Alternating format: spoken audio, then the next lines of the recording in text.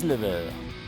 Radio Shalom Besançon, 99.5 et sur www.radioshalombesançon.com.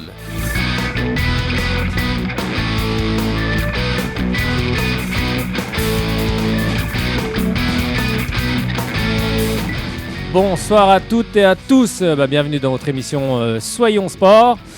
Messieurs, ça va bien? Thomas? Bonsoir Fred.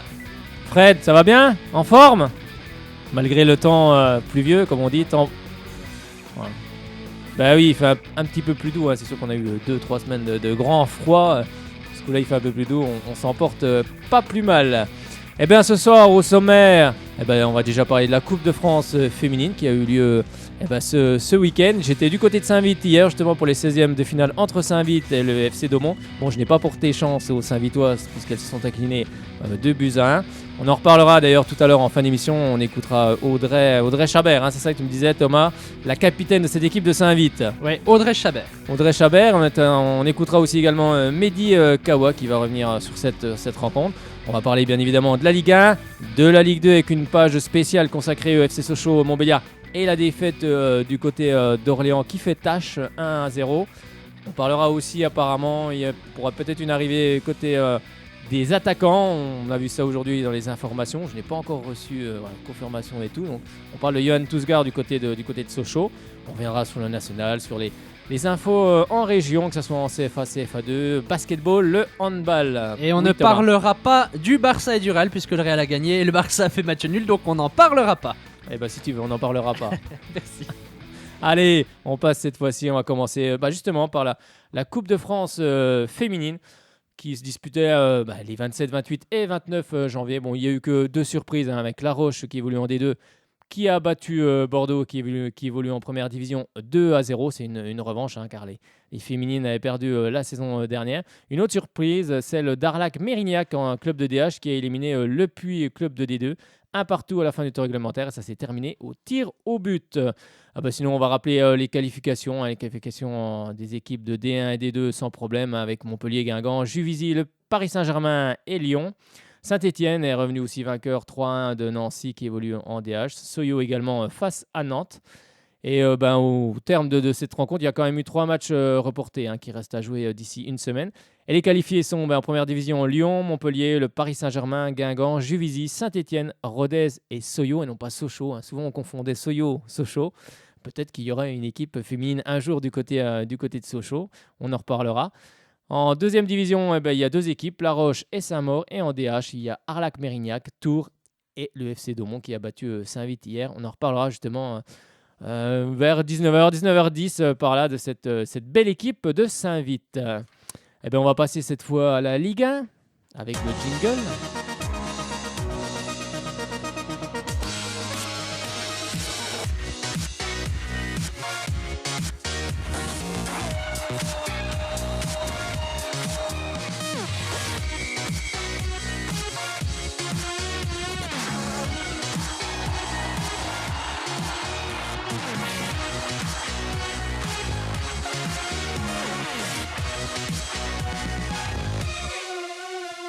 On commence tout d'abord par l'équipe, le match en tout cas qui avait lieu ce vendredi, qui comptait pour la 22e journée de Ligue 1. C'était Marseille qui recevait Montpellier et c'est finalement Marseille qui réalise le carton de cette journée. On verra les autres résultats. 5-1 avec un triplé pour Bafétimbi Gomis à la 4e, 19e et 77e minute de jeu.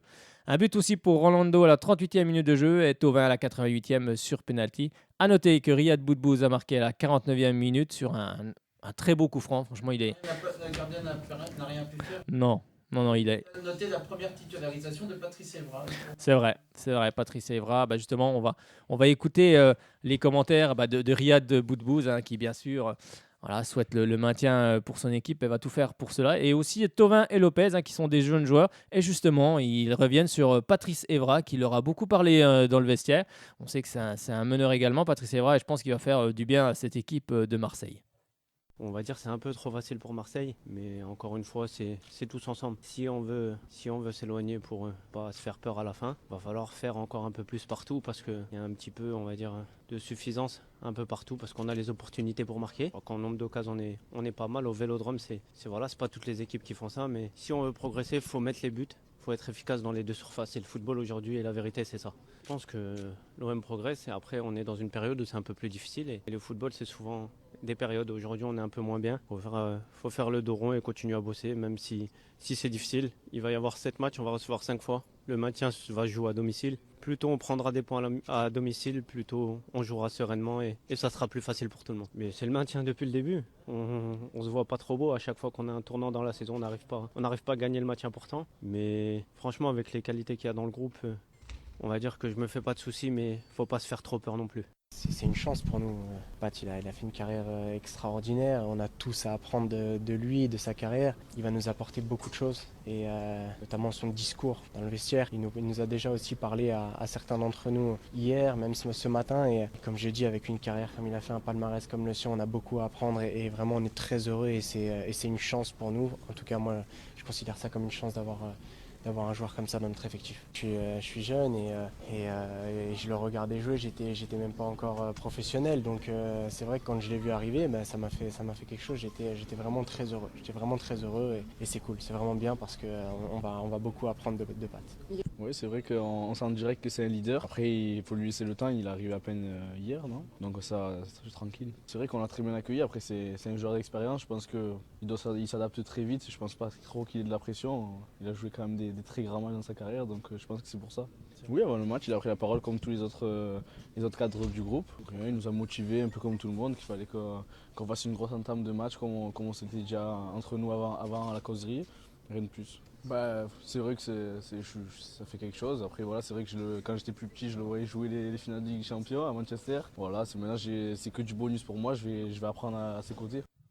Bah oui, ils vont apprendre à ses côtés, ces jeunes joueurs comme Maxime Lopez et Florian Thauvin. C'est sûr qu'ils le voyaient jouer quand ils étaient un petit peu plus jeunes. Ils sont pas très vieux non plus, mais c'est sûr que ça fait toujours quelque chose de jouer avec, peut-être pas leur idole, mais de jouer avec un joueur avec autant d'expérience que Patrice Evra. C'est sûr qu'on apprend toujours avec les joueurs qui ont justement cette expérience et qui peuvent transmettre en tout cas aux jeunes joueurs.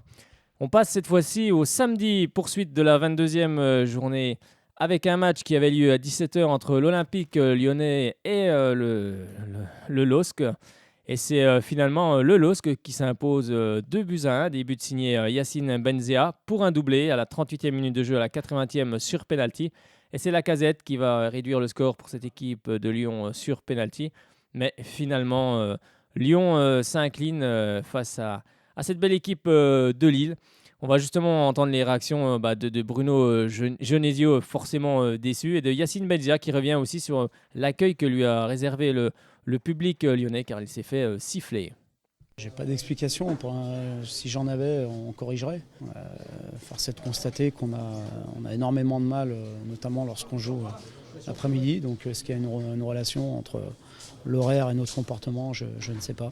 Ce qui est sûr, c'est qu'une mi-temps sur deux ne suffit pas pour gagner un match. Alors, ça, ce sont des faits de jeu. En plus, ils l'ont fait en toute impunité. Donc ils auraient eu tort de se gêner. Mais en dehors de ça, sur la première mi-temps, on est mené au score logiquement. Ce sont eux qui ont eu les meilleures occasions. On n'a pas su imposer notre rythme, on n'a pas gagné les duels. Et à partir de là, c'est toujours difficile. On savait très bien qu'ils allaient jouer avec une équipe très regroupée, avec un système à 5. Il fallait être patient, mais avoir une qualité technique supérieure à celle que l'on a montrée ce soir, pour dans un premier temps les faire courir, les fatiguer, et puis espérer en deuxième mi-temps pouvoir gagner le match. Bon, je pense que malgré tout, même en étant mené au score à la mi-temps, on avait la possibilité de l'emporter. On l'a vu en deuxième mi-temps, mais ça ne nous a pas assuré. Ouais, bien sûr, on était venu ici pour bien défendre avant tout, et on savait qu'on allait avoir des contres à jouer. Je pense qu'on l'a bien fait. On a bien tenu, même si sur la fin c'était un peu chaud. Donc on est très content ce soir. C'est la discipline, c'est la solidarité. On a mis beaucoup de courage ce soir. Je pense qu'on avait un bon bloc du LOSC. On est revenu à nos valeurs, qui est de tout donner sur le terrain. Et on sait que quand on donne tout, il y a de la qualité dans ce groupe. Et je pense que cette victoire elle va nous faire du bien. Non, ça fait plaisir. Moi, j'ai eu tous les matchs pour être le plus décisif possible pour mon équipe. Maintenant, c'est contre mon ancienne équipe, je suis obligé de jouer et de donner au maximum. Et tant mieux pour moi, tant mieux pour l'équipe. Non, avec les anciens partenaires, il n'y a aucun problème. Hein. On s'entend bien.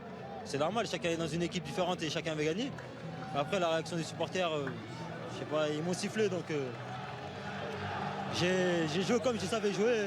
C'est comme ça, ça fait partie du football. Bah oui, ça fait partie du football, hein, on se fait siffler, c'est sûr. Un ancien joueur de Lyon. À noter qu'il y a, voilà, il y a une arrivée aussi du côté de Lille, hein, avec le milieu de terrain Gerson qui devrait signer dans les prochaines heures au LOSC. Hein. Le relayeur de l'AS Roma est arrivé ce midi à Lille. C'est un Brésilien de 19 ans. Il va passer sa visite médicale et il devrait être prêté avec une option d'achat de 18 millions d'euros. Donc c'est un grand espoir brésilien. Il a joué 11 matchs avec le club romain depuis le début de la saison. Il est arrivé en Europe il y a 6 mois à peu près. Le talent Ori Verde intéressait aussi le FC Barcelone, mais c'est finalement l'AS Roma qui était passé devant. Et cette fois-ci, il est donc prêté avec une option d'achat de 18 millions d'euros au LOSC.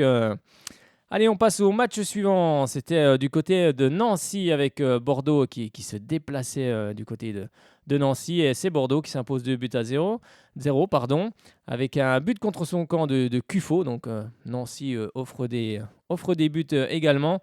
Et finalement, Malcolm, à la 88e minute de jeu, va inscrire un très beau but. Et c'est finalement Bordeaux qui remporte la mise 2-0. Bon, c'est sûr, Pablo Correa n'est pas satisfait. Au contraire de Jocelyn Gourvenec. On va les écouter justement. J'ai la sensation, vu le résultat et vu la fin du match, qu'on a finalement, c'est dans la première mi-temps que ça s'est joué pour nous en fait. Malgré tout, et le match il n'était pas assez ouvert pour se retrouver dans une situation comme celle-là qu'on s'est retrouvé. J'ai la sensation qu'ils nous sont battus à métier en fait, en espérant tranquillement. La même sensation qui nous laisse Bordeaux à la vidéo. En fait, on n'était pas dominé, mais quand vous voyez le résultat du match, voilà, le résultat, ça veut tout dire. Oui, mais bien évidemment, en fait, on dirait qu'on est tout au début du championnat. Voilà, on voyait les matchs dans les contenus assez acceptables, bien. Sauf que vous ne retrouvez pas l'efficacité dans la surface adverse. Et en plus, vous faites des cadeaux, ça veut dire que vous les payez. Je pense que Bordeaux, il ne demandait pas autant. Voilà, mais malheureusement, ça nous arrive en ce moment. Il faudra encore une fois répartir. Ouais, après il faut pas oublier que Nancy, s'ils ont eu un début de championnat difficile chez eux, venaient de gagner 5 fois de suite sur leurs 5 derniers matchs sans prendre de but.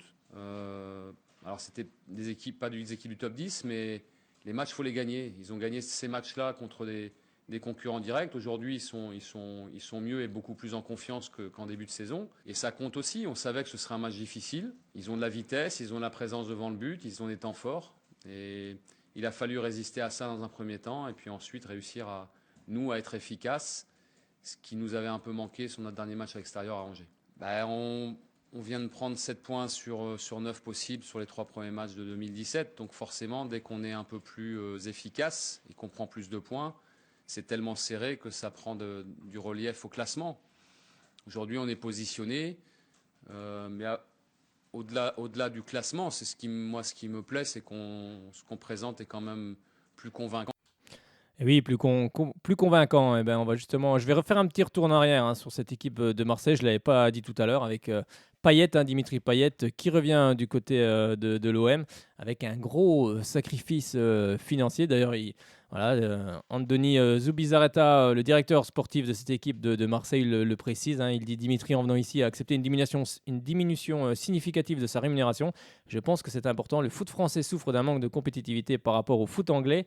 Les salaires là-bas sont 2-3 fois supérieurs.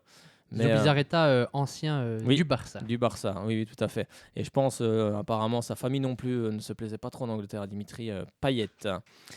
Allez, on passe cette fois-ci au match d'après. C'était le match entre Rennes et Nantes. Et ça a fait un but partout. C'est Jules Iloki à la 45e qui a ouvert le score pour cette équipe nantaise. Et c'est finalement Niagnon à la 87e qui a égalisé pour cette équipe de Rennes. Avec des coachs,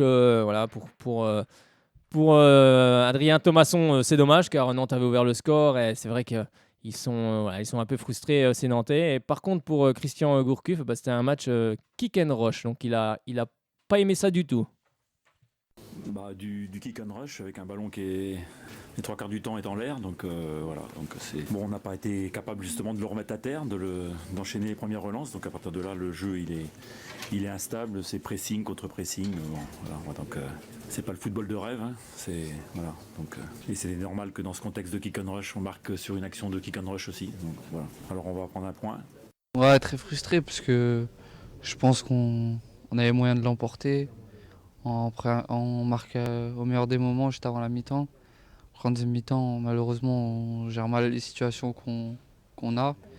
Et puis sur le seul tir cadré de Rennes, on encaisse un but en plus. Un but un peu qui vient d'un coup franc anodin au milieu de terrain.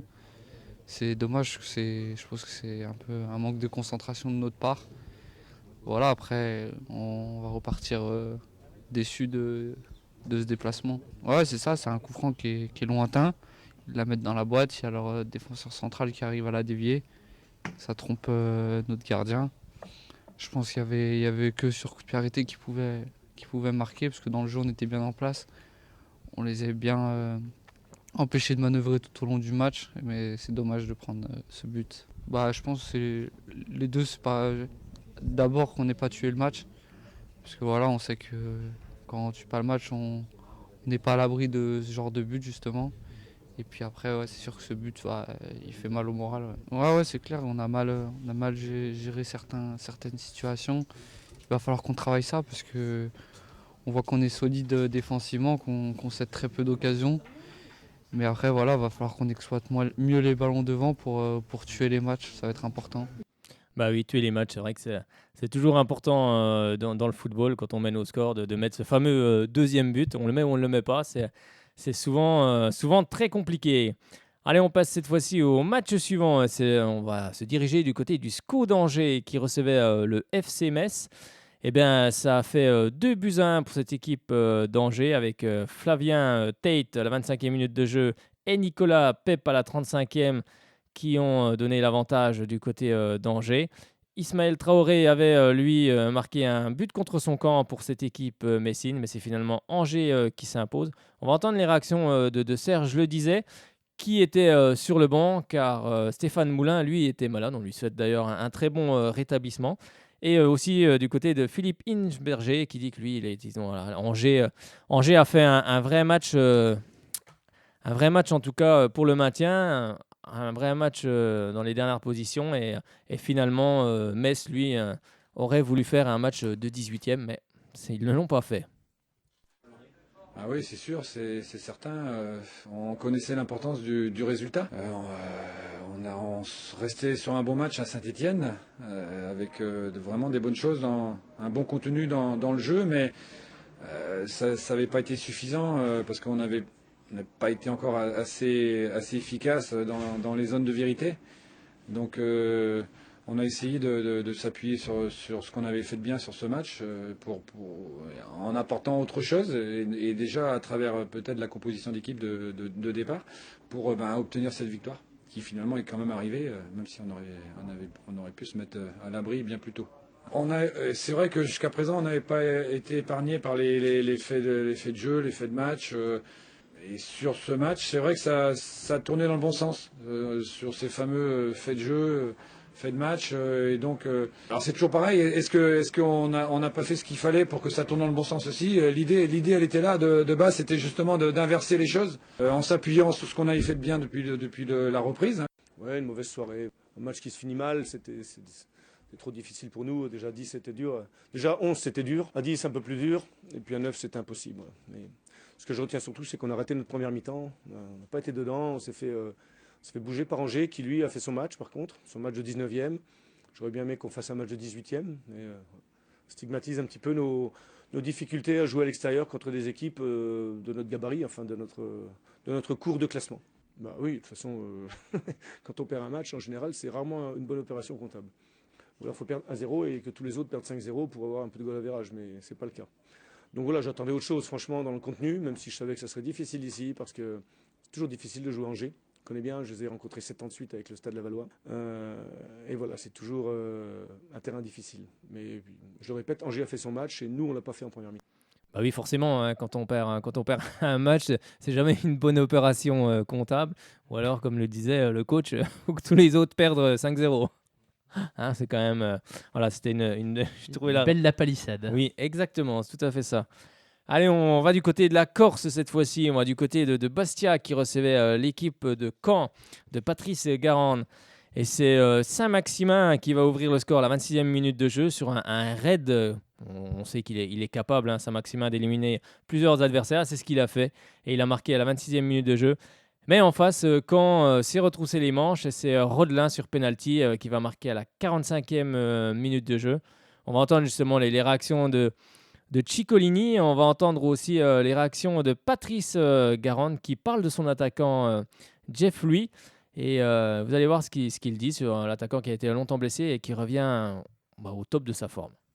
D'abord, moi je pense qu'on a fait une bonne première mi-temps. Le problème c'est que sur nos temps forts, on ne tue pas les matchs.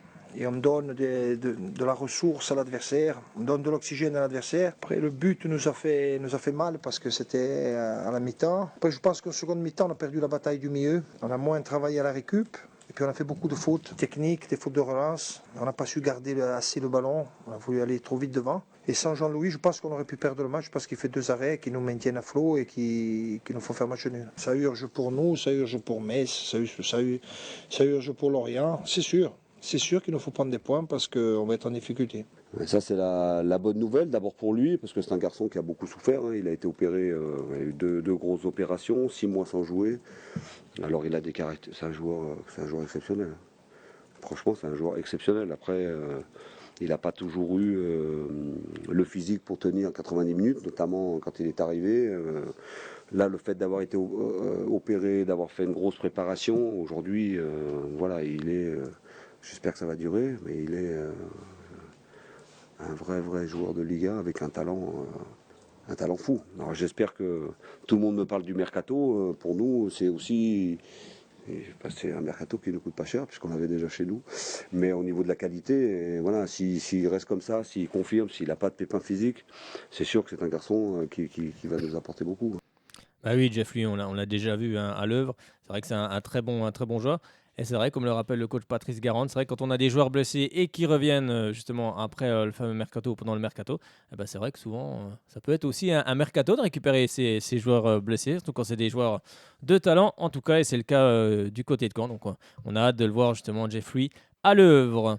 Allez, on passe cette fois-ci du côté de Lorient. Lorient qui est dans les dernières positions, qui est même dernier de cette Ligue 2 et qui devait absolument battre Dijon. Et finalement, les Lorientais se sont inclinés face à Dijon 3-2. Ça commence déjà mal avec ce but de Diony à la 10e minute de jeu. Et ensuite, Sylvain Marvaux égalise à la 50e minute de jeu. Ensuite, Majid Waris marque sur penalty à la 60e. On se dit que Lorient est bien parti. Mais finalement, les Dijonnais ne se laissent pas abattre. Et c'est Jordan Loties qui égalise à la 70e minute de jeu. Et une fin cruelle pour cette équipe de Lorient avec le but de Melou à la 90e minute de jeu. Mais c'est sûr que Bernard Casoni attendait mieux de son équipe. Et Dalloglio, lui, par contre, digère mal l'arbitrage sur cette rencontre avec une main très litigieuse. Enfin bref, il est très en colère après l'arbitrage. Mais comme il dit, il ne faut rien dire. Donc on va l'écouter. C'est sûr, hein, on aurait préféré gagner le match. Mais bon, il y a un scénario que l'on n'a pas bien négocié, je dirais, parce qu'à un moment donné, il nous a été favorable, on n'a pas su en tirer profit. Même si on fait encore une entame de match assez délicate, on sait que l'on peut revenir, on est revenu, on a pris l'avantage. Après, on retombe encore dans des travers parce qu'on a tellement peur de prendre des buts que presque on se les marque tout seul. Donc voilà, quoi. Mais bon, je retiens aussi la débauche d'énergie de mon équipe en seconde mi-temps, qui est allée de l'avant et qui aurait pu prendre l'avantage, quoi. Voilà, qu'il a pris, qui aurait pu le garder et encore marquer le 3e but. Malheureusement, on peut s'en prendre qu'à nous-mêmes. Gros, non. On a perdu un match, on n'a pas perdu on est toujours en vie quand même, non? On n'est pas décroché, on n'est pas mort clinique. Donc, peut-être que ça peut nous servir aussi, et ça va nous servir. Oui, parce qu'habituellement, c'est l'inverse. Sensation, on l'a inversé. Enfin, on l'a inversé parce que les joueurs sont allés le chercher, sont allés au bout d'eux-mêmes. Mais on ne peut pas dire non plus qu'on soit aidé quand même. Je suis un peu calmé, mais c'est quand même certaines décisions. Je sais qu'il ne faut rien dire, pas parler, mais je suis quand même un petit peu remonté. Parce que genre de décisions, quand même, ils sont très durs. Il va falloir quand même qu'on se mette d'accord sur quand il y a pénalty sur une main ou il n'y a pas pénalty. Là, parce que là, on ne comprend plus rien. Sincèrement, je suis un peu perdu. Hein. Un garçon qui se protège, en plus le visage, pénalty de suite, même pas d'hésitation. Je suis un peu surpris. En plus, le premier pénalty est en dehors de la surface. Donc je trouve ça un peu lourd. Donc aujourd'hui, je félicite mes joueurs parce que il faut la retourner, la situation. Hein. Elle n'était pas facile à retourner, hein, parce qu'on n'a pas vraiment été aidé là-dessus. Donc face à une équipe aussi de Lorient qui peut être très dangereuse au niveau offensif, oui, c'est une grosse performance. Hein, parce que là, on se bat contre beaucoup de monde. Bah oui, contre beaucoup de monde. C'est vrai que les décisions lors de cette rencontre ont été quand même litigieuses. Hein. Je regardais un petit peu cette rencontre avec justement des mains un petit peu bizarres, un penalty pareil, un peu en dehors de la surface. Enfin bref, c'était compliqué. Je peux comprendre la réaction d'Olivier Dalloglio, mais c'est vrai qu'après, c'est toujours pareil. Hein, quand on est arbitre, c'est jamais simple non plus. Il faut se mettre aussi à la place de l'arbitre. On ne peut pas tout voir, mais bon, il y a quand même des choses un petit peu grossières. Mais bon, c'est comme ça. Allez, on passe cette fois-ci au match suivant. Mais ça, c'était le dimanche avec Nice qui recevait justement l'équipe de Guingamp. Et Nice s'impose 3-1. Le score est flatteur pour cette équipe niçoise. Antoine Comboré n'est pas d'accord avec le terme Nice, une équipe de tueurs. Il n'est pas du tout d'accord. Que du côté de Lucien Fabre, son équipe a fait un bon match et en tout cas emporté une victoire importante. On va les écouter justement. Ah oui, un match pénible comme tous les matchs. Hein. Rappelez-vous, Dijon, c'était aussi difficile que ça. Et puis c'est quand même une équipe très athlétique qui percute beaucoup, qui a beaucoup de deuxième ballon. Ils les gagnent quasiment tous parce qu'ils ont de la taille. Et puis là, on a répondu, on a fait notre maximum. Et puis voilà. Puis on a mis les buts au moment des moments clés, quoi. Soit en première mi-temps et même en deuxième, c'est tout à la fin, quoi. Oui, il était très dur. Très, très dur. Très, très, très dur. Mais ils n'ont pas eu véritablement des occasions net, quoi. Ils en ont pas beaucoup, quoi, si on compte les nets. Mais ils ont poussé et on a reculé puis on a souffert, quoi. Oui, comme je l'ai dit, on a mis les buts au bon moment, notamment les deux premiers. Je dis à la mi-temps aussi qu'il fallait chercher le troisième, mais c'est eux qui nous ont pressés. Et puis là, on aurait pu être encore. Voilà, vous parlez de réalisme. Voilà, fallait plus d'appels devant, puis il fallait mettre des ballons dans l'espace, quoi. C'est vrai que pour ceux qui n'ont pas vu le match et ils regardent le score 3-1, on va dire que Nice a été très fort. Mais pour nous qui avons vécu le match là, de l'intérieur, qui l'avons joué, c'est un match qui laisse beaucoup de regrets, beaucoup de déceptions, parce que vraiment il y avait la place pour faire mieux, au moins repartir avec un nul. Voilà. Après il y a des faits de jeu dans le match. Hein, j'ai envie de revoir ce premier but. Hein. Voilà. Et puis après on a été très bon dans le pressing haut, à récupérer les ballons. Il nous a par contre manqué à être efficace, à être plus juste techniquement. On s'est créé beaucoup d'opportunités, mais on n'a pas été capable de les convertir. Bah oui, il faut les convertir justement. Antoine Comboré, quand on se crée des opportunités, c'est sûr que il faut les mettre au fond. Après, c'est sûr que ça devient plus compliqué. Hein. Mais cette équipe niçoise, ça pose 3-1. Allez, on part un endroit que j'aime bien avec un homme que j'apprécie finalement de plus en plus. C'est Pascal Duprat du côté de Toulouse. Alors, il recevait l'AS Saint-Étienne. L'AS Saint-Étienne privé d'Anthony Mounier. Vous avez suivi un peu cette histoire-là d'Anthony Mounier? Non? Vous n'avez pas trop suivi? Non? Qu'est-ce qui se passe avec Anthony Mounier? Alors, messieurs, non? Freddy Dor. Moi, j'ai pas suivi. Freddy Dor, pas suivi non plus. Non. Freddy Dor, Anthony Mounier était prêté à l'AS Saint-Étienne. Donc, ce vendredi, c'était fait. Si, j'ai entendu. Il avait signé et tout. Mais les groupes de supporters l'ont pris en grippe. Hein.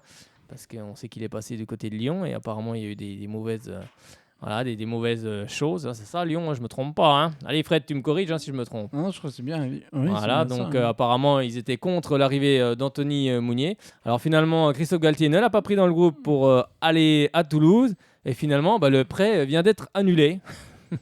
Donc il est resté 2 jours, le prêt vient d'être annulé et il vient d'être reprêté, mais cette fois-ci en Italie, car il était du côté de Bologne. Et il est prêté à l'Atalanta Bergame. Donc bon, il a réussi à trouver une porte de sortie. Alors que de côté de Toulouse, Andy Delors arrive. Andy Delors, le nouvel avançant de cette équipe toulousaine. Il arrive du côté des Tigres du Mexique. Et qui a fait ses preuves en Ligue 2 aussi, avec notamment Tours. Oui, c'est ça. Puis il était avec Pierre-André Gignac. Il était à Caen. André-Pierre Gignac. Voilà, André-Pierre Gignac. Chirac, ouais. Il était parti du côté du Mexique. Il n'est pas forcément resté très longtemps là-bas. Il est revenu. En tout cas, il avait envie de travailler avec Pascal Duprat.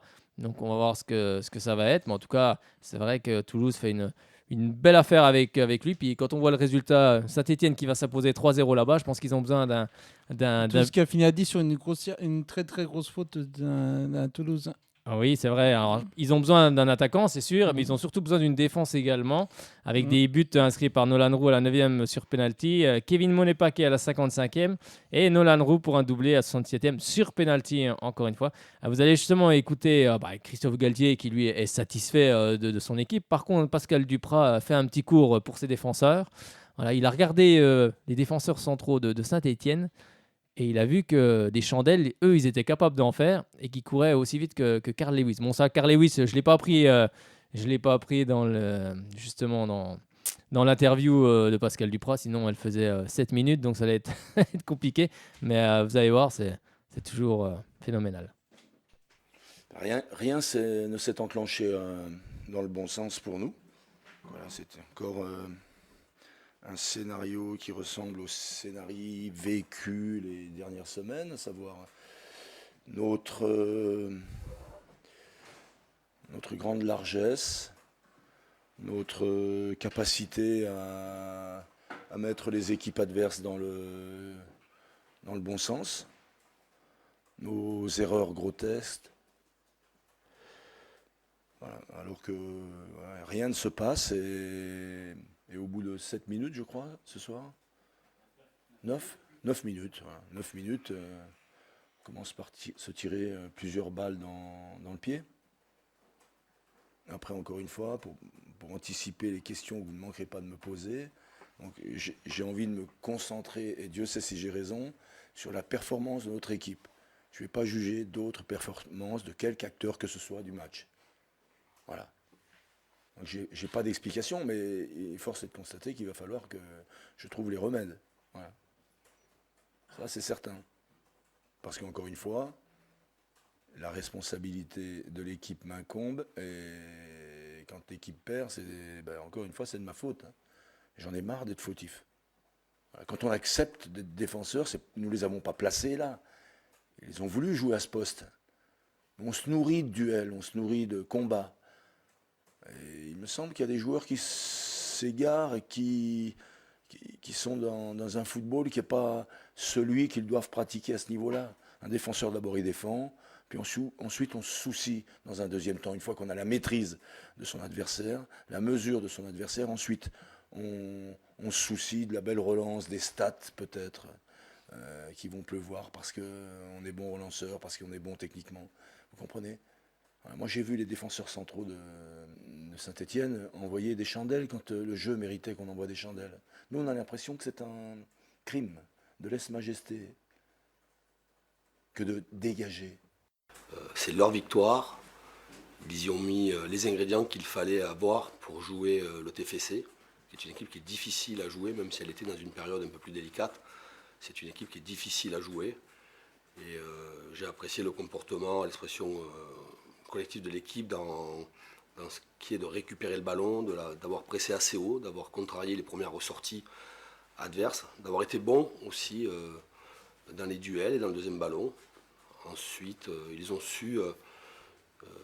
mes joueurs ont su se projeter de manière assez intéressante vers l'avant sur un terrain difficile à jouer.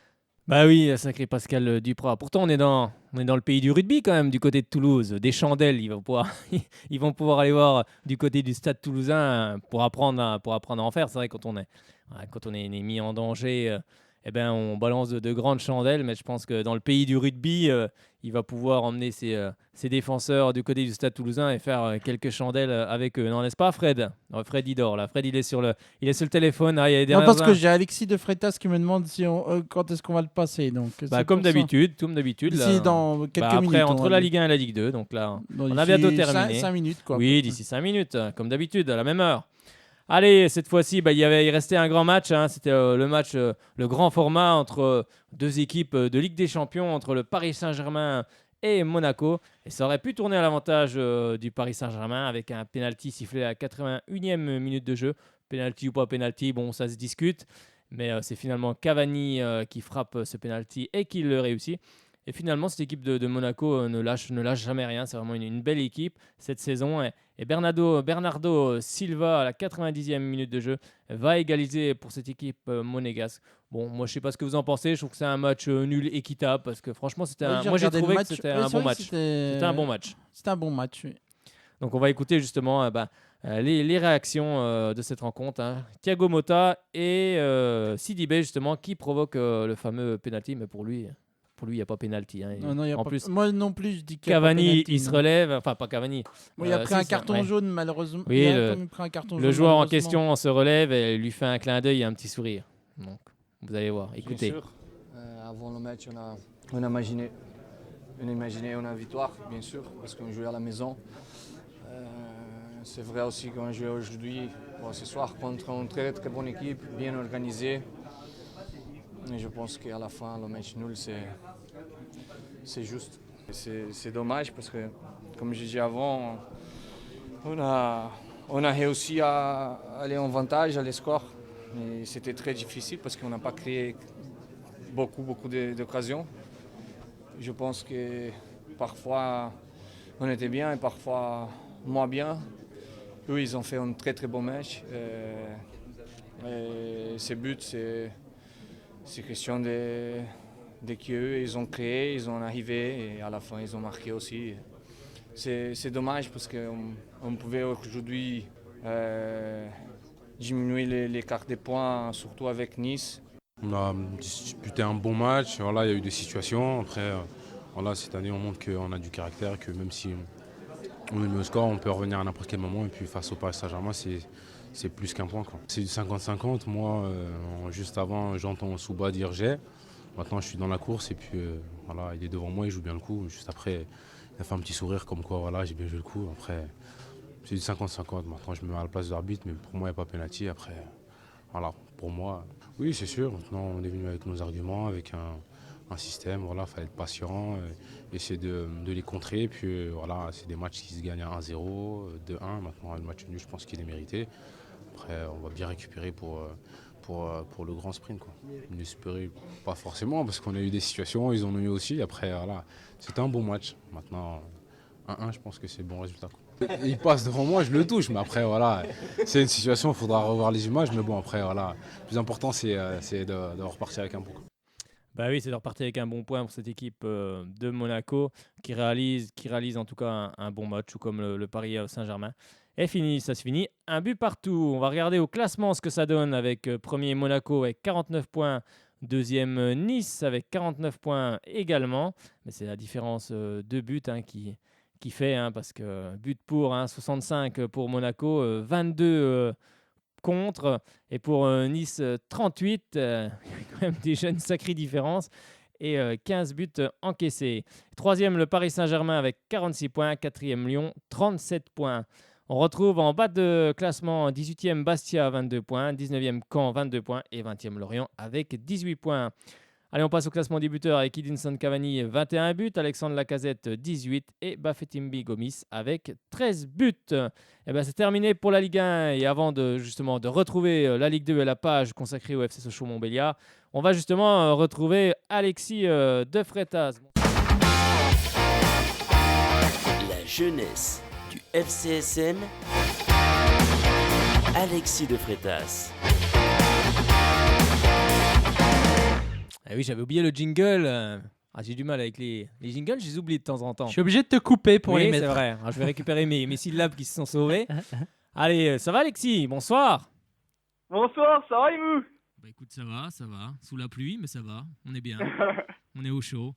Allez, on va justement suivre nos équipes socialiennes, les socialiens qui disputaient hier le match de la 14e journée, un match en retard qui avait été reporté en déplacement au Racing Besançon. Alors attention à ce que tu vas dire, parce que Fred il était au match. Moi, j'ai pas pu y aller parce que j'étais du côté de Saint-Vite, je pouvais pas me dédoubler, c'était compliqué. Donc, on t'écoute justement sur cette rencontre. Bah, pas de souci. Bah, Fred, n'hésite pas à m'interrompre si je dis des conneries, mais donc, comme vous avez pu le voir, un match nul entre deux équipes qui en voulaient, selon moi, un match nul mérité. Donc, Besançon, très bonne équipe, une équipe qui lutte pour se maintenir et qui, moi, m'a fait bonne impression, qui a livré une belle performance. Donc, on va déjà parler du 11. Donc, le 11, on avait un 4-3 avec quelques renforts professionnels qui n'avaient pas joué en Ligue 2. Aubin Long-Ocage, donc habituel, Keyoubi Pendant également. Une charnière centrale avec Senadji et Konaté. Devant, trois milieux, 2 défensifs, donc le capitaine d'Aram, Marco Ilamaritra qui était redescendu avec la réserve. Sagoun en 10 et les ailiers Guirassi Léo, c'est habituel également. En pointe, Thomas Robinet également qui était rentré en cours de jeu en Ligue 2. Donc un début de rencontre assez équilibré selon moi. Donc deux équipes vraiment motivées, on ne cherche pas à jouer le nul, on veut vraiment gagner. Donc il faut attendre la 35e pour la première grosse occasion du match avec notamment une très belle action de l'ancien socialien Raphaël Diaz. Pour moi, vraiment un gros match de Raphaël Diaz. Donc ça ne me surprendrait pas qu'il retrouve des offres. C'est vrai qu'il fait il est auteur de bonnes performances. Les quelques matchs que je suis de Besançon, il me fait bonne impression. Donc une belle frappe de Raphaël Diaz, poteau rentrant est sorti in extremis par un socialien. Et 7 minutes plus tard, les socialiens vont quasiment se procurer la même occasion, sauf que c'est la barre transversale qui a sauvé Besançon. Et derrière, le ballon ne va pas rentrer. Donc un score de 0-0 à la mi-temps, avec des temps forts et des temps faibles pour les deux équipes. Score logique selon moi. La deuxième mi-temps, elle repart avec les mêmes ambitions. Une équipe de Besançon qui n'a pas peur de jouer malgré sa situation. Et qui se procure d'ailleurs les occasions en deuxième mi-temps. Encore un bon coup franc de Raphaël Diaz et un Aubin vigilant. Aubin auteur de plusieurs arrêts décisifs dans le match qui a permis à Sochaux de rester dans le match avant que Konaté, donc le jeune Ibrahima Konaté qu'on avait vu contre Monaco, ouvre le score sur un corner d'Ilamaritra. Donc le petit regret, c'est que Konaté aurait pu jouer en Gambardella, on en reviendra après dessus, mais buteur alors qu'il aurait pu jouer en Gambardella. Donc c'est le premier but en CFA 2 pour le jeune défenseur qui fête seulement sa 6e titularisation dans le championnat. Et Besançon qui, à la surprise, va être récompensé en faisant preuve d'un gros mental. Donc de nombreuses occasions derrière, tout proche d'égaliser à 15 minutes de la fin. Et finalement, logiquement récompensé, j'ai envie de dire, avec leur buteur Louis Feltz qui apporte un but précieux. Et ouais, mérité, c'est le cas de le dire, 10 minutes de la fin, mérité. Moi, je pense que, j'ai suivi le match, je pense que je disais au cours du match que le nul était mérité, et ça se finit sur un nul, donc score plutôt logique selon moi. Donc j'ai bien apprécié, 2 bonnes équipes, un très bon match. Au classement, on reste 7e avec 18 points. Fred, si tu as quelque chose à ajouter, toi qui étais au match. Tu as très bien analysé le match, je suis d'accord avec toi Alexis. Un très très beau match, un très beau derby. D'ailleurs, on va souhaiter un bon anniversaire à Raphaël Diaz, je crois que c'était hier son anniversaire. Il me semble aussi, oui. Le jour du match, exact. Je sais qu'il nous écoute de temps en temps, donc on va lui souhaiter un très bon Nous anniversaire. Nous l'avons eu dans l'émission Soyons Sport d'ailleurs. Oui, puis il reviendra, il m'a dit qu'il pouvait revenir quand il voulait, il n'y avait pas de souci. Mais il n'habite pas tout près de Besançon, donc des fois c'est compliqué. Prochain match à Renan samedi pour le Racing. Oui, on ira faire un tour. D'ailleurs, on va prendre des abonnements partout. Sauf que le Racing n'a plus qu'un seul match de retard, le fameux derby contre BFC. Oui, et puis le BFC, je sais pas BFC combien de matchs. 3 matchs de retard, dont 2 derbys. Et un match contre Pontarlier aussi. Ça commence à devenir très compliqué à jouer au football sur Besançon, mais dans d'autres sports également. On en reparlera peut-être un peu plus. Le BFC a 2 matchs en retard contre Pontarlier et le Racing. Donc oui, on verra ça. C'est vrai qu'il y a beaucoup de matchs en retard. Allez, on va continuer justement après une belle victoire contre Elso, on le sait, en Coupe Gambardella le week-end dernier pour les 64e de finale. Les Sochaliens se déplaçaient du côté de l'Estac en 32e pour une grosse affiche entre 2 réserves professionnelles. Alors justement, comment s'est soldée cette rencontre ? Eh bien, comme je l'avais annoncé dans mon avant-match, un gros match qu'on attendait puisque d'un côté, donc 2 équipes qui jouent les premiers rôles dans leur groupe, donc Sochaux doit être 3e et 3 4e où ça se tient. Donc le match aller en championnat Sochaux est gagné à 0. Et donc, comme je l'avais annoncé, un gros match. Il faut savoir que 3, c'est la meilleure défense de notre groupe U19. Donc on ne s'attendait pas à un match facile, surtout en déplacement. Et on s'est hélas fait éliminer. Donc parlons du 11 avec un 4-2-3-1, donc le dispositif habituel aligné. Roanol Okash, c'est habituel. Loacho, habituel milieu central, et se retrouve latéral droit. Donc on avait déjà testé cela contre Elzo. À gauche, Romain San, donc le retour, Romain San, très bon défenseur, qu'on a déjà vu faire quelques apparitions en CFA2. Charnière centrale, Josefo Moltenis, donc Josefo le capitaine, Moltenis, des défenseurs intéressants qui se sont procurés des situations hier sur les coups de pied arrêtés notamment. Deux milieux défensifs, Zepeki Septier. Faut savoir que Ruiz était disqualifié suite à sa titularisation en professionnel, ce qui explique le retour de Zepeki. Actas meneur de jeu, Archimède Beuve en ailier et Lasme en attaque. Donc ça c'est le trio habituel qui était déjà aligné contre Elzo. Les absences, donc Ruiz disqualifié comme on l'a dit, et Konaté qui, à ma grande surprise, a été convoqué en CFA2. J'aurais pas fait ce choix-là, mais bon, puisque moi, selon moi, c'était plus important de favoriser la Gambardella, puisque Eli voulait aller au bout, plutôt que la CFA2, mais je peux comprendre que Omar Daf avait besoin d'un renfort en CFA2 également, donc c'est difficile à contester. Et donc, pour parler du contenu du match, une équipe de l'Estac qui m'a fait bonne impression, comme je l'imaginais. Une équipe qui prend le jeu en main, qui va logiquement se créer les premières occasions. Je pense à une reprise de volée qui est vraiment pas passée loin. Donc, un attaquant, Abdallah, qui m'a fait bonne impression. Je pensais pas que ça serait lui le danger, pour avoir discuté avec des Troyens avant match, mais c'était, selon moi, l'homme du match de leur côté. Donc, une première volée au-dessus. Le FCSM, de son côté, peine à conserver le ballon. On a du mal à se créer des occasions, même les deux équipes, puisque c'est un match très fermé. Nous, on agit par coup de pied arrêté. Eux, ils profitent de la vitesse et de la percussion de leurs attaquants. Et donc, à 30 minutes de la mi-temps, première grosse occasion, Roanol réalise un double arrêt à bout portant assez impressionnant, puisque tout le monde la voyait dedans. Je sais que le public de Troyes criait déjà au but. Vraiment impressionnant. Et hélas, ça va pas permettre aux Sochaliens de ramener le nul à la mi-temps, puisqu'on va encaisser un but au plus mauvais moment dans le temps additionnel. Donc un débordement côté droit, donc le côté de Maxime Loacho, c'est ce qui est un peu regrettable. C'est pour moi le fait de mettre un milieu comme Maxime qui a une qualité technique sur un côté. Après, je sais que moi je l'ai vu jouer en latéral, il avait fait des bons matchs, mais là c'est vrai que moi je pense que c'était plus intéressant de le mettre à son poste. Surtout qu'on avait recruté Alexis Saint-Fleur, mais bon, c'est du coaching, hein. Moi je fais confiance à Eli également. Et donc, on prend un but sur un bon débordement. L'attaquant de Troyes qui conclut à bout portant également. Maxime Roanol ne peut rien faire sur le but. Et donc, on revient avec un but de retard à la mi-temps, c'est difficile, puisqu'on joue contre la meilleure défense, on a du mal à se créer des occasions. Et donc, Eli va quand même tenter des changements. Saint-Fleur va rentrer, Actas sortir et Loacho revenir à son poste. Le jeune d'Ambrosio va fêter sa première entrée en U19 notamment, et c'est notamment lui qui se crée la plus grosse occasion, puisque il part en face à face, il est rattrapé in extremis par le défenseur et ne peut conclure devant le gardien. On a eu quelques occasions avec, pour moi, l'homme du match côté socialien, Gaëtan Beuve, qui cesse de progresser, vraiment excellent joueur. Même les Troyens, j'ai discuté avec les Troyens, m'ont dit que c'était un très très bon joueur. Il lui manque peut-être un peu de physique encore dans sa formation, mais il est excellent. Les débordements, la qualité de centre, vraiment très très bon. Et derrière, ouais, c'est vrai que je pense que chaque club a eu sa mi-temps. Troyes a dominé la première mi-temps, nous on a eu la deuxième. Mais bon, ça s'est joué à des détails, comme je l'avais dit dans mon avant-match. Et ils ont ouvert le score et dans le plus mauvais moment.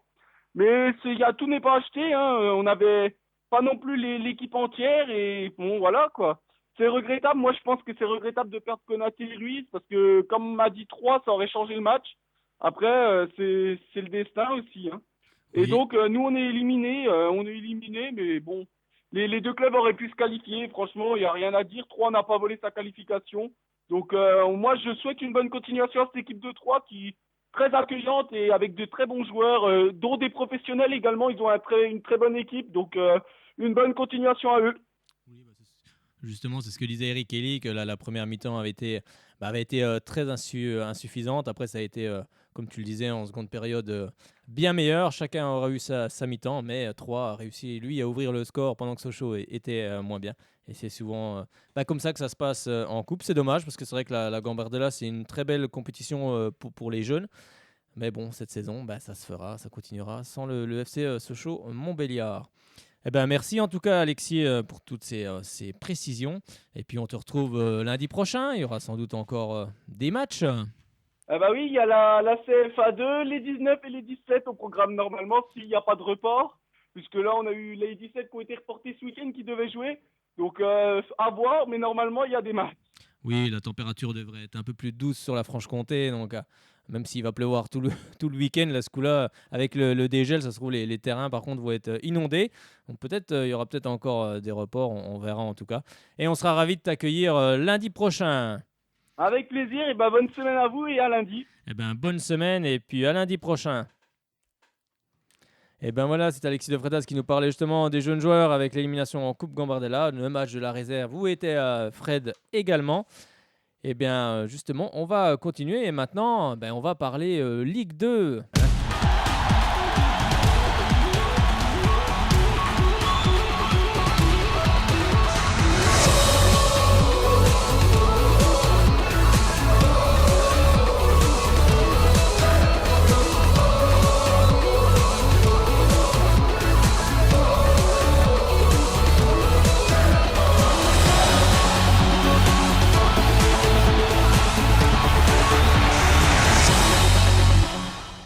Et oui, la Ligue 2 avec la page consacrée au FC Sochaux Montbéliard. On va parler des jaunes et bleus qui se déplaçaient ce vendredi du côté d'Orléans. Orléans, lanterne rouge. Lanterne rouge de cette Ligue 2. Alors on se disait, quand on se déplace chez la lanterne rouge, on se dit toujours c'est plus facile. Ça, une équipe qui n'est pas en confiance, mais une équipe qui a surtout envie de survivre en Ligue 2, qui se bat sur le terrain, qui amène de la combativité.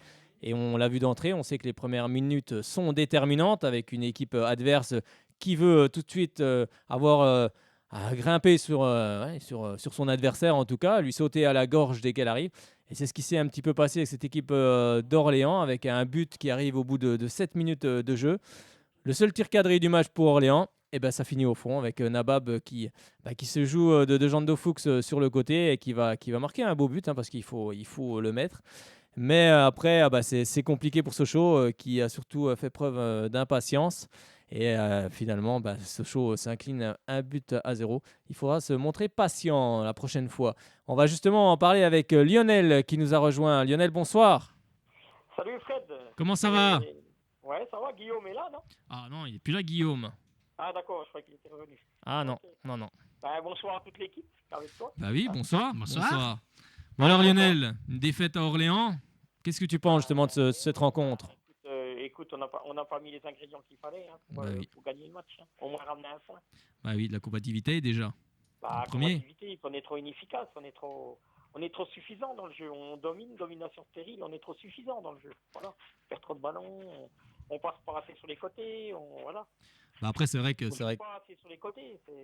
c'est vrai qu'Orléans a ouvert le score rapidement. C'est vrai que Sochaux derrière a eu une grosse occasion avec Faneva avec cette tête. Si la tête finit au fond, le match peut lui peut-être avoir à connaître un autre sort, mais ça on ne le saura jamais. Et ensuite, on a fait preuve surtout aussi d'impatience et un manque de combativité. Moi, je trouve quand même, quand on va chez le dernier, on sait que ça va être compliqué. On sait que ils vont nous rentrer dedans, tout simplement. Il faut être préparé à ça. Et finalement, ça l'a pas fait. On n'a jamais réussi à marquer. On est trop inconstant. On fait des matchs en dents de scie.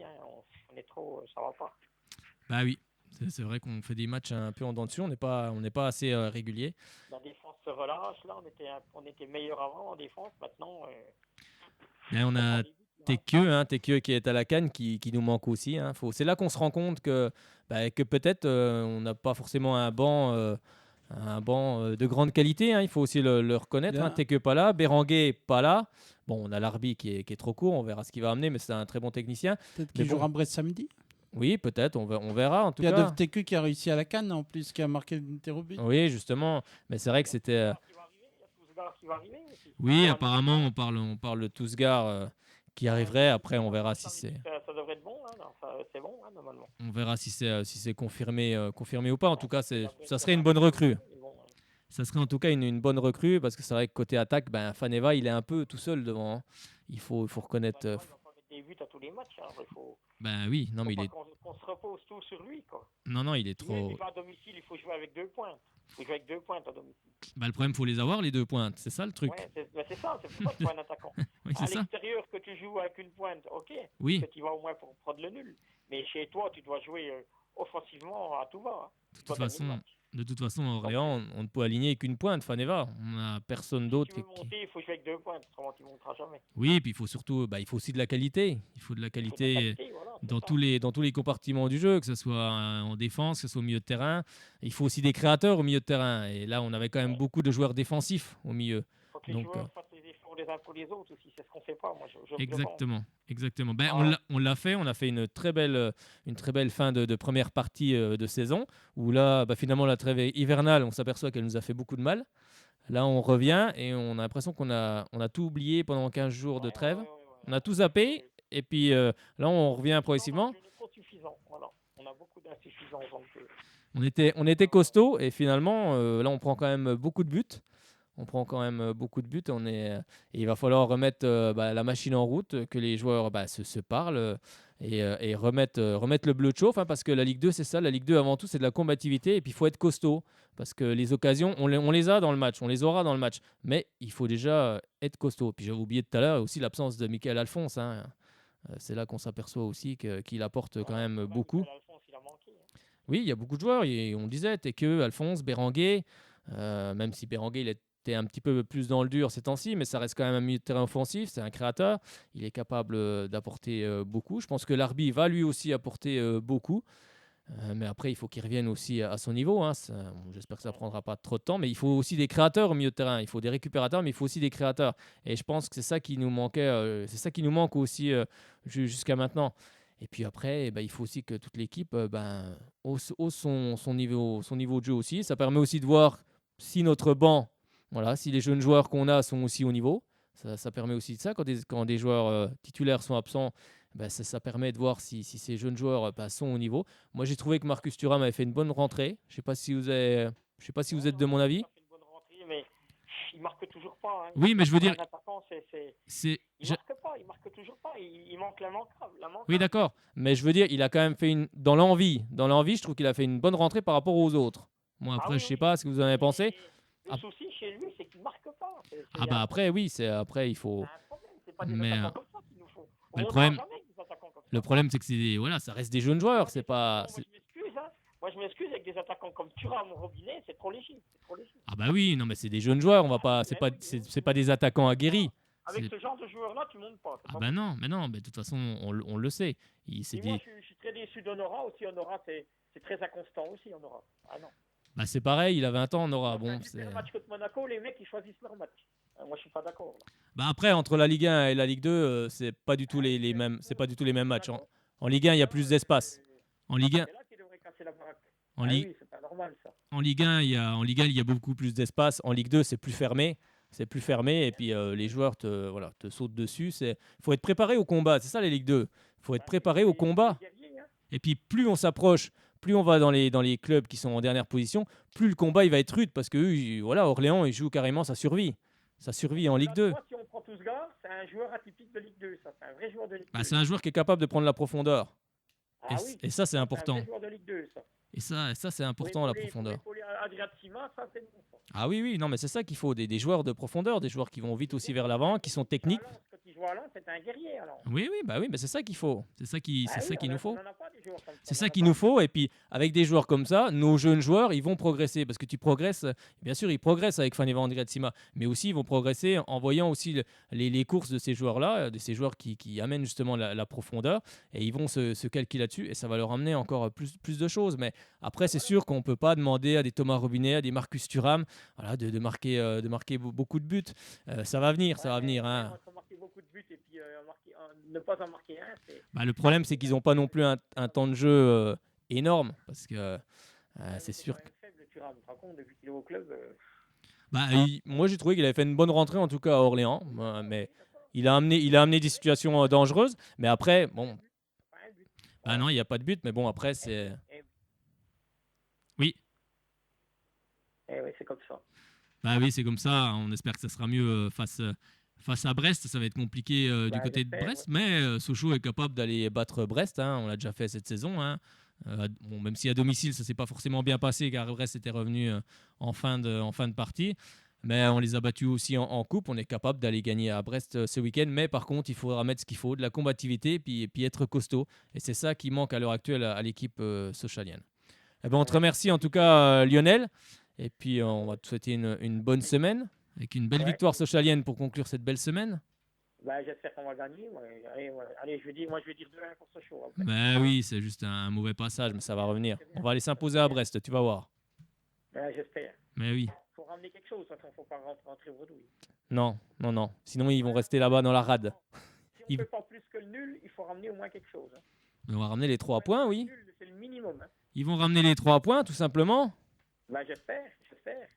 Allez, merci Lionel, et puis à bientôt. À bientôt, puis allez Sochaux. Bien sûr, allez Sochaux. Eh ben oui, on était avec Lionel justement, qui revenait lui sur ce match face à l'équipe d'Orléans. Justement, on va écouter un peu le résumé de cette rencontre, et ensuite on écoutera les réactions d'Albert Cartier. Mais on va déjà écouter le résumé de ce match. Orléans 20e reçoit Sochaux 4e. Les Orléanais n'ont pris qu'un seul point sur les 6 derniers matchs et accusent désormais un retard de 5 unités sur le premier non relégable.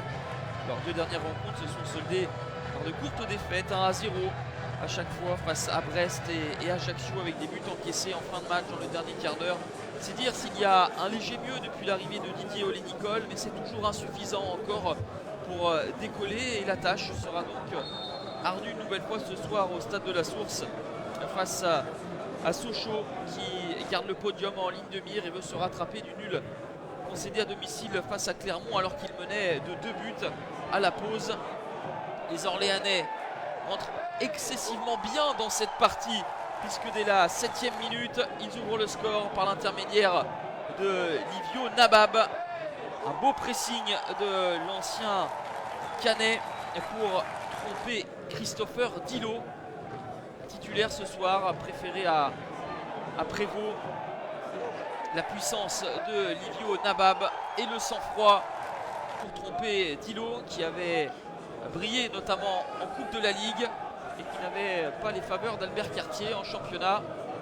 Il est battu après moins de 10 minutes de jeu. La réaction des Sochaliens avec une tête à bout portant. Belle intervention de Thomas Renaud, une nouvelle fois aligné dans les buts, titulaire, puisque Sissoko dispute toujours la Coupe d'Afrique des Nations avec le Mali.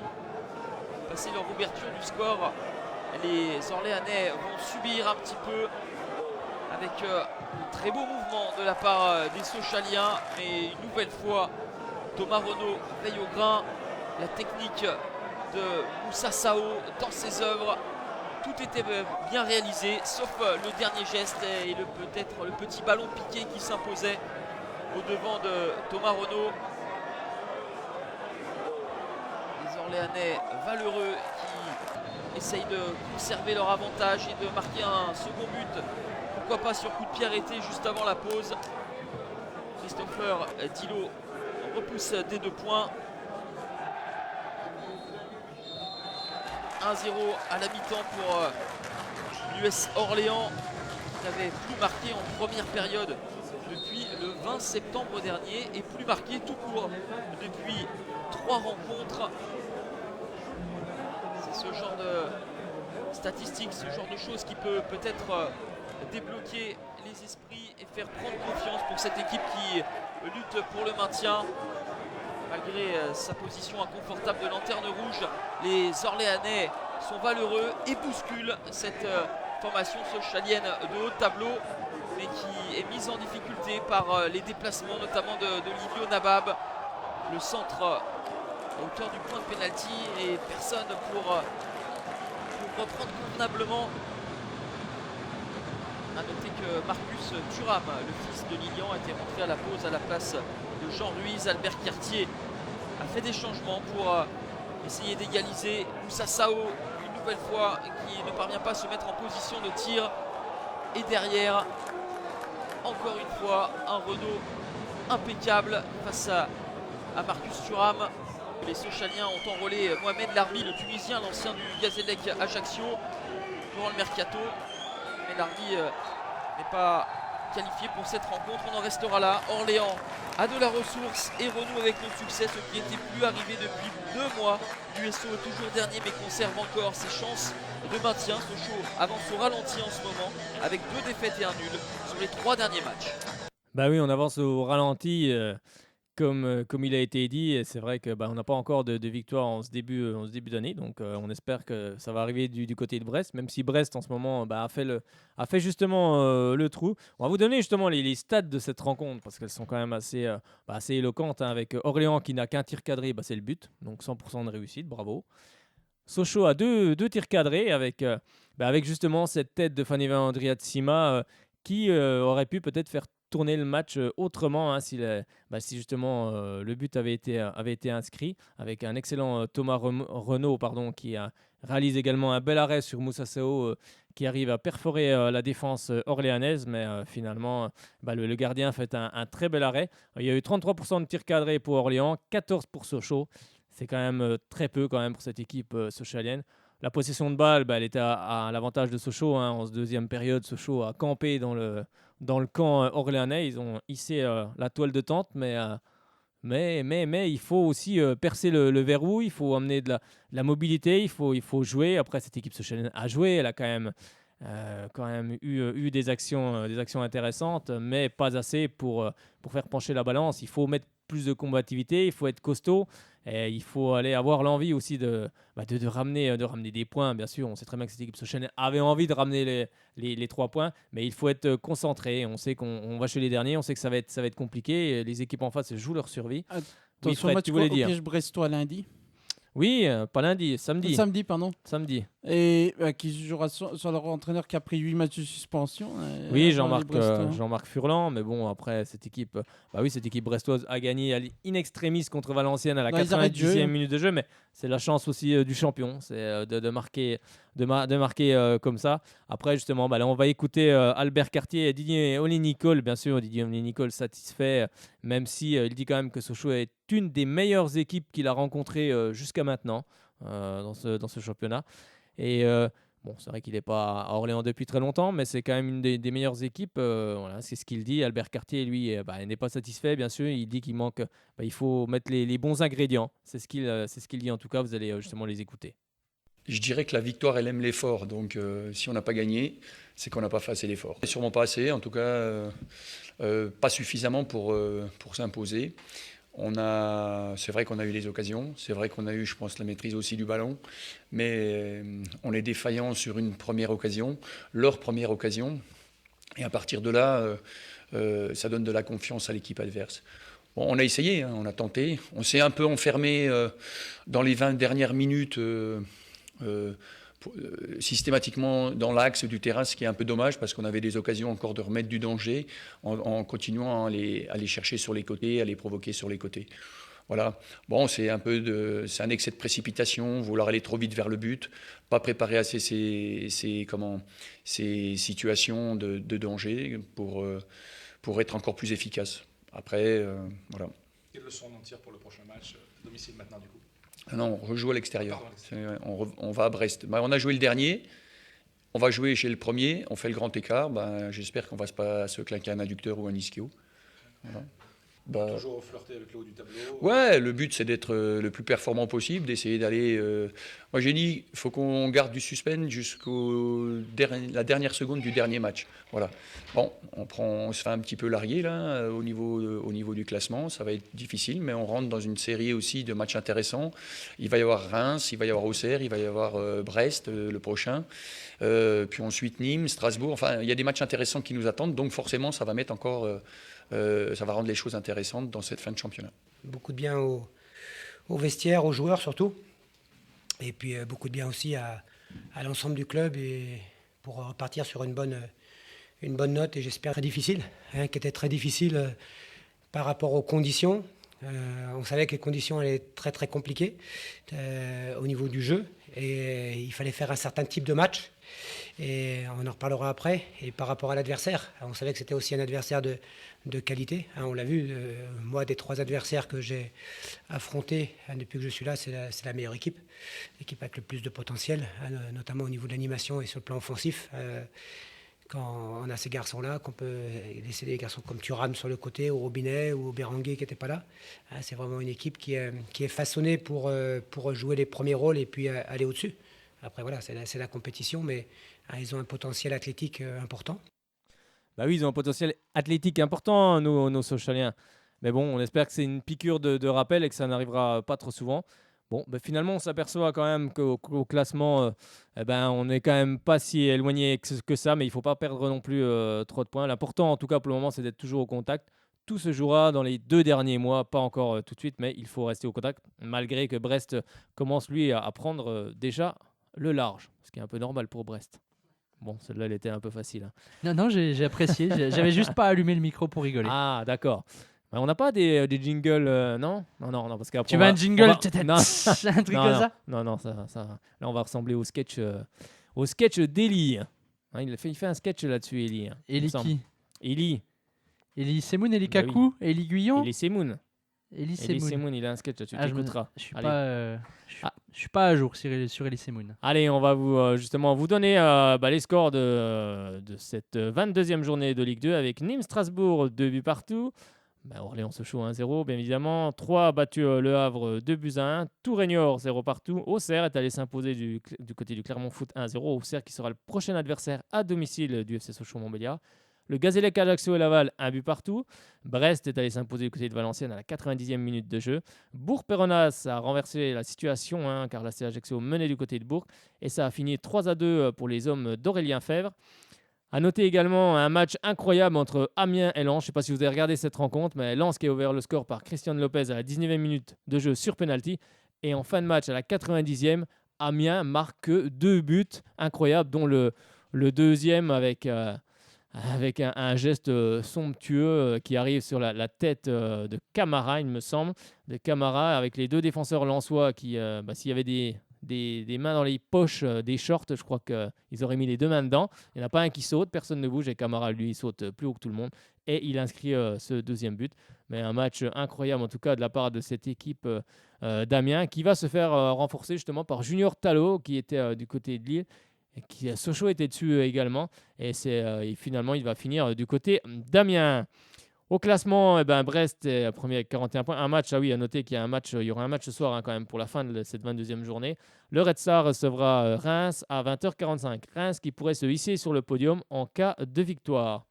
Au classement, premier Brest 41 points, deuxième Amiens 35 points, troisième Lens 35 points, quatrième Troyes 35 points, Reims et Strasbourg 34 et 33 points, Sochaux est septième avec 33 points.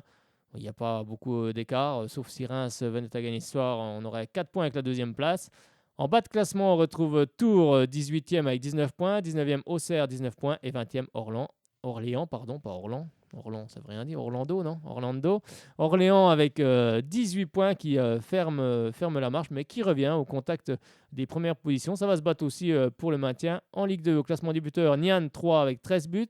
Rachid Alioui qui va être de retour du côté de Nîmes. On sait que l'équipe d'Hervé Renard s'est fait éliminer hier par l'Égypte, 1-0. Il avait marqué d'ailleurs un but somptueux pour se qualifier. Mais finalement, ça ne l'a pas fait avec Rachid Alioui qui est à 11 buts et Fanny Van Rentima qui est lui également à 11 buts. On part avec quelques petites stats du côté de la Ligue 2, si je les retrouve. Oui, elles sont là.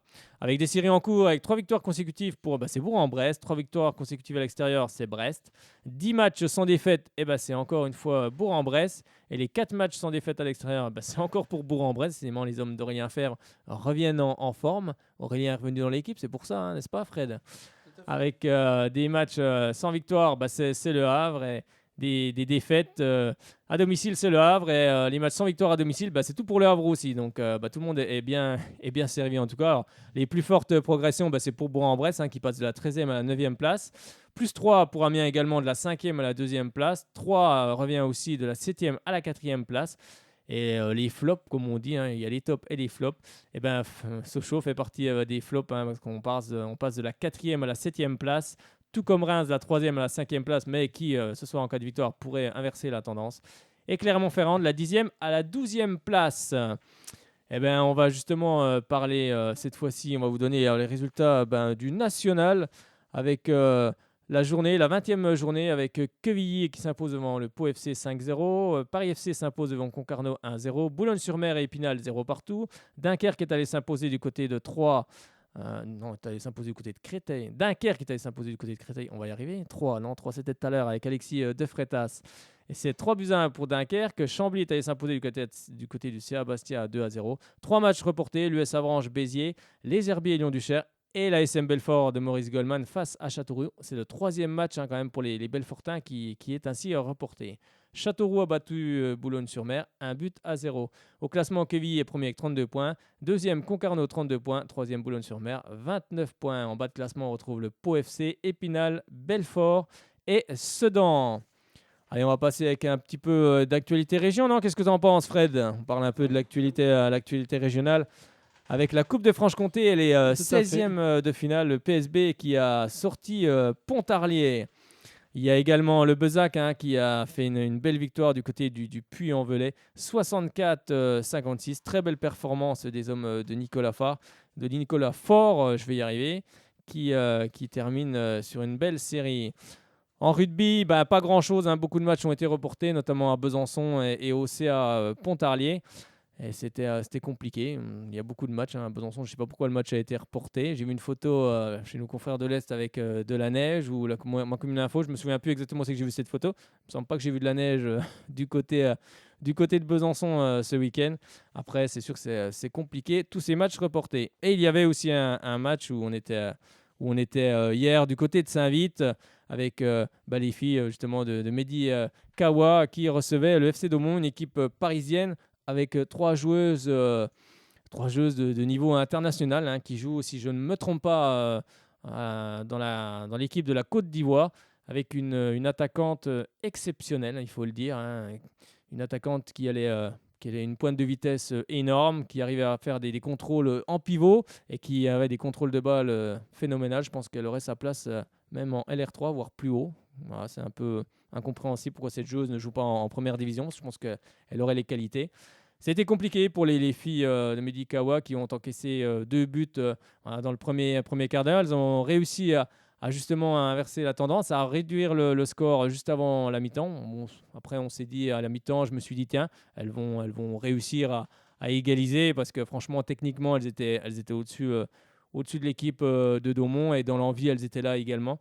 Et finalement, elles se sont heurtées à une équipe de Daumont qui s'est regroupée sur son but. Elles ont été pilonnées. C'était un pilonnage en règle en seconde période, parce qu'on peut dire qu'elles ont campé également comme Sochaux. Elles avaient mis la toile de tente dans le camp de Daumont, mais finalement, l'équipe parisienne a eu de la chance avec un poteau. Mais c'est ça, c'est le football, c'est la coupe. Mais je pense qu'elles vont apprendre aussi également. Ce sont de jeunes joueuses. Et pour l'avenir, c'est toujours important, même si sur le coup, quand on perd, on n'est jamais satisfait. Mais je pense que les défaites font aussi avancer. On va écouter justement les réactions d'Audrey Chabert, qui était la capitaine de cette équipe de Saint-Vite, et Mehdi Kawa, qui était l'entraîneur de l'équipe saint-vitoise. On est avec Audrey, la capitaine de cette équipe de Saint-Vite. Bon, Audrey, forcément un peu déçue après l'élimination face à Daumont 2-1. Quel regard portez-vous sur cette rencontre ? Oui, justement, on a perdu 2-1, mais le score ne reflète pas forcément le match. Bon, on n'était pas là les 10 premières minutes et on s'est pris les 2 buts malheureusement. Et, on a su quand même réagir, mettre un but. On aurait pu en mettre voire un deuxième avant la mi-temps. Et on s'est battu jusqu'au bout, on a fait honneur à nos couleurs et malheureusement le deuxième but n'est pas venu. On a eu les occasions, on a eu ce qu'il fallait, mais il manquait une petite réussite pour pouvoir aller jusqu'au bout. 10 buts, au bout de 10 minutes, c'est sûr que ça fait mal. Vous avez réussi à réduire le score juste avant la mi-temps. Et puis en deuxième période, vous avez quand même poussé, parce que vous avez pilonné cette équipe de Daumont, mais qui a été costaud en tout cas, et puis qui n'a pas rompu.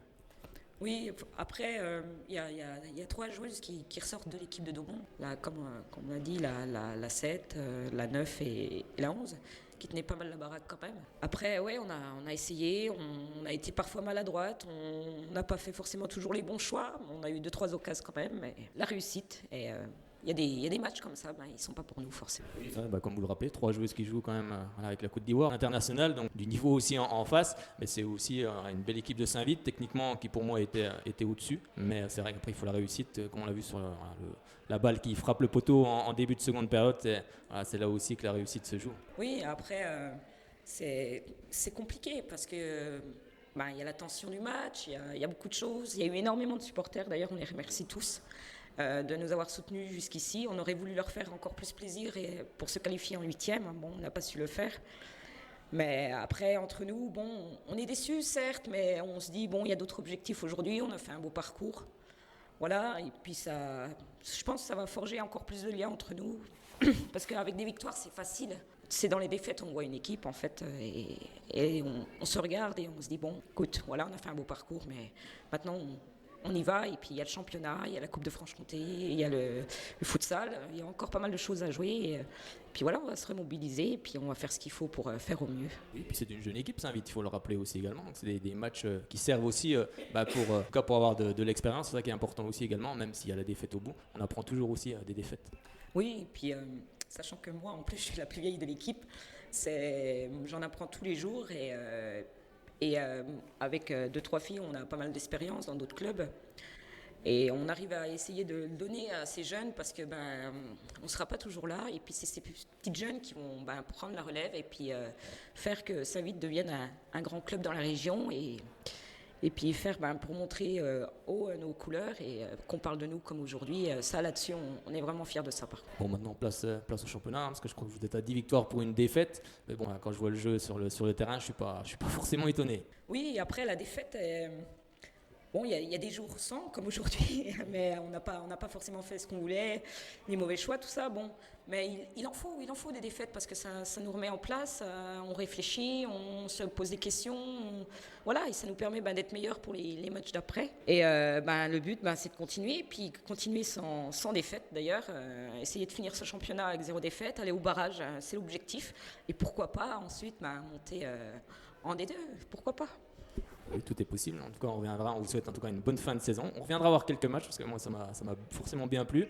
Et puis bonne saison. Merci à vous, merci de nous suivre depuis la Coupe de France. Et on espère qu'il y ait toujours autant de monde pour nous suivre et de leur procurer du plaisir avec toutes les filles.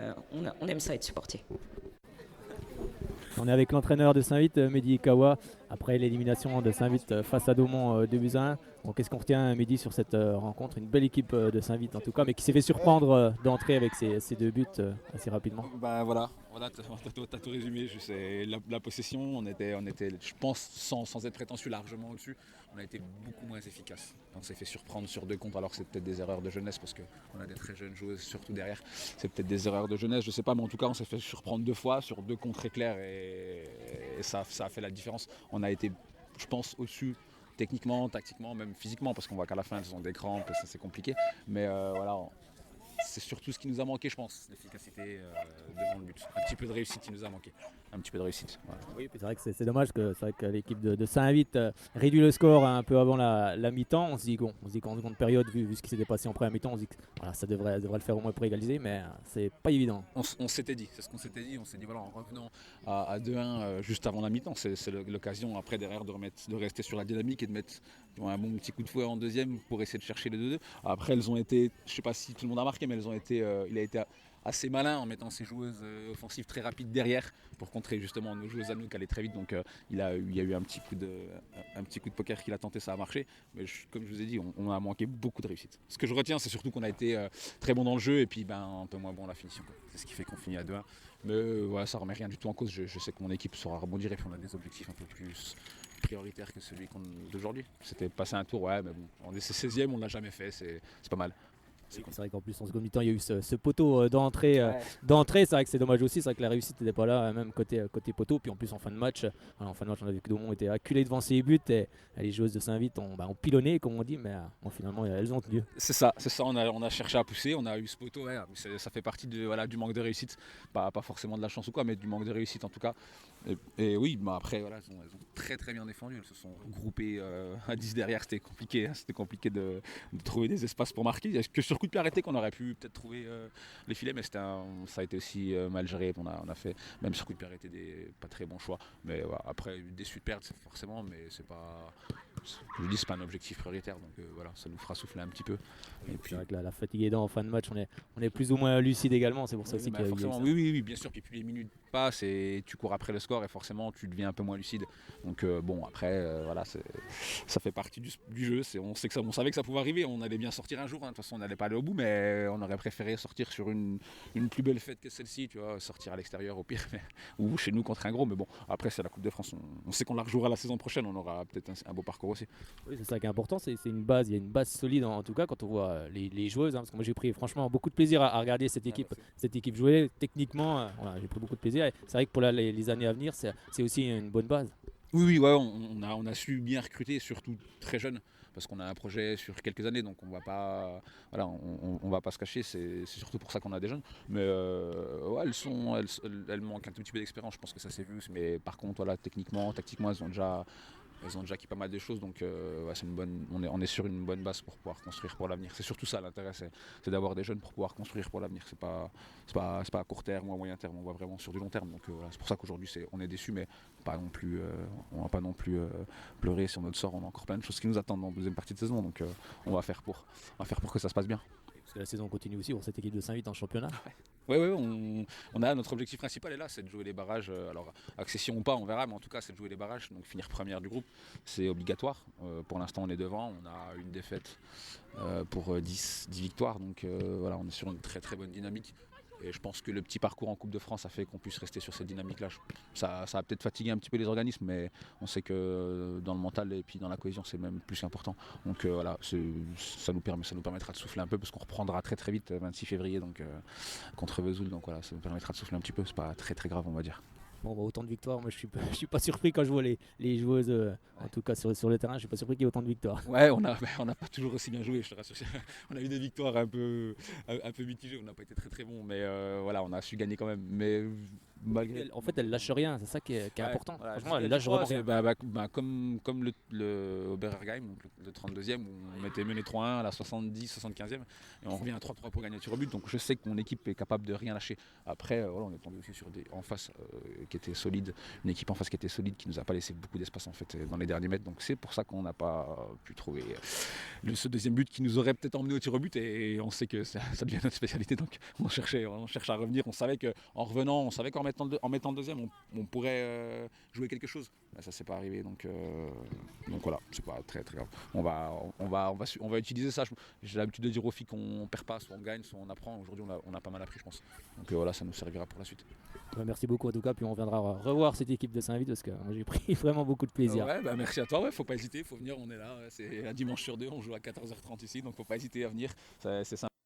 Oui, c'est sympa, faut pas hésiter à venir, donc allez, en plus c'est vrai, il y avait beaucoup de monde hier, entre 300 et 400 personnes, et vraiment autour du terrain, c'était vraiment très sympa. Et on va continuer à suivre cette équipe de Saint-Vith, moi j'ai pris beaucoup de plaisir.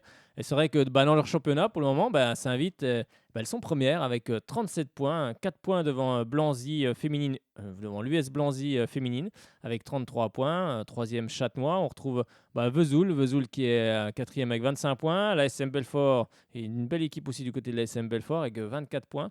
Pontarlier 6e, 22 points, c'est mélangé, c'est moitié Bourgogne, moitié Franche-Comté. Le Racing Besançon, lui, Fred, elles sont avant-dernières, les filles du Racing, en étant 9e avec 16 points. Mais ils sont en même position que les garçons. C'est vrai qu'elles sont un peu pareilles. Mais bon, mais je sens que les garçons vont recommencer à bien. Bah oui, et puis bien se redresser là. les filles aussi. Avec ce derby donc d'hier donc. Ben oui, et puis les filles aussi. Alors, si vous voulez aller voir le prochain match de l'équipe de Saint-Vith, ça sera le dimanche 26 février à 14h30. Moi, j'irai peut-être voir. D'ailleurs, en plus, ils vont jouer contre Vesoul, Vesoul qui est ma ville de naissance. Donc, ça va être assez sympa. Et puis, il y aura aussi d'autres matchs comme l'SM Belfort qui recevra le Racing Besançon ou Loup Cuso Châtenois. Et ça va être, en tout cas, c'est sympa. Donc, si vous voulez aller soutenir cette équipe de Saint-Vith, allez voir du football féminin. C'est très sympa. Moi, j'ai passé un très bon moment hier. Bon, je ne leur ai pas porté chance, mais bon, c'est comme ça, c'est le sport, c'est le foot en tout cas. Allez, on va repasser juste parce qu'on a oublié de parler de la CAN tout à l'heure. On va juste vous donner les résultats de la CAN des demi-finales avec les quarts de finale déjà avec la République démocratique du Congo qui avait été battue par le Ghana 2-1.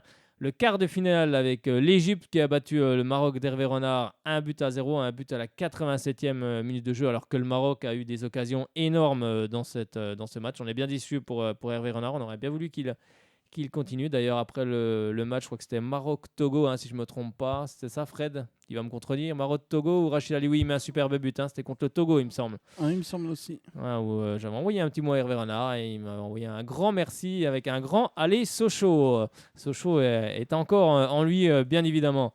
Avec les demi-finales le 1er février entre le Burkina Faso, équipe surprise, mais une très belle équipe en tout cas, et justement qui recevra l'Égypte à Libreville, ce sera à 20h. Le 2 février, le Cameroun recevra le Ghana, ce sera à Franceville, 20h. Il faut savoir aussi que le match entre l'Égypte et le Maroc était sur un terrain scandaleux, tout simplement scandaleux. On ne peut pas jouer au football sur des terrains pareils, c'était même pas un champ de betterave, même pas un champ de patates. C'était, pour des techniciens, c'est pas possible de jouer sur des terrains comme ça. Un match pour la 3e place qui aura lieu le 4 février à Port-Gentil à 20h. Et la finale, ce sera le 5 février à Libreville avec le Cameroun. Cameroun de Tekieu qui a mis un très beau tir au but. On parlera de la CAN lundi prochain. Allez, on va terminer parce que vous savez, il y a eu un gros événement hier quand même. Il y a une équipe de handball qui est rentrée dans l'histoire de tous les sports, on peut le dire, avec sa 6e étoile. 6e fois championne du monde au terme d'un match face à la Norvège où en première mi-temps compliqué, on a senti les Norvégiens qui étaient au contact, qui étaient même devant de 3 buts, mais après il y a eu Vincent Gérard dans les buts qui a fait un match aussi énorme et puis une équipe de France qui sans cesse se renouvelle et je pense que la recette du succès elle est là également.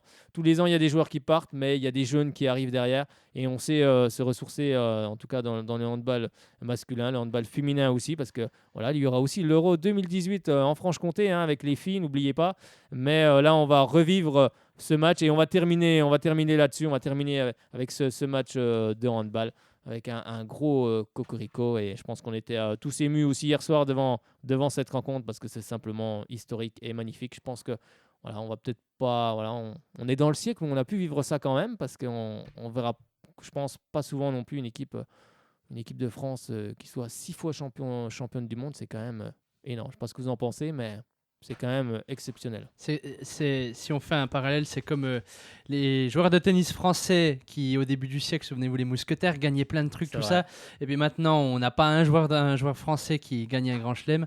Ça sera le même genre, je pense. Dans 100 ans, ça sera d'autres équipes qui gagneront, puis nous, on sera... Non, mais c'est vrai, ce qui est énorme avec cette équipe de handball, c'est que tous les ans, il y a 1 ou 2 joueurs qui partent, mais tout de suite, il y a la relève qui est derrière. Je pense que les dirigeants, tout le monde, ils sont très intelligents en tout cas là-dessus et à chaque fois il y a de nouveaux joueurs sortent et en tout cas on peut dire bravo aussi et bravo à la formation française parce que ces joueurs aussi sont issus de la formation et ça marche très bien en tout cas dans le handball.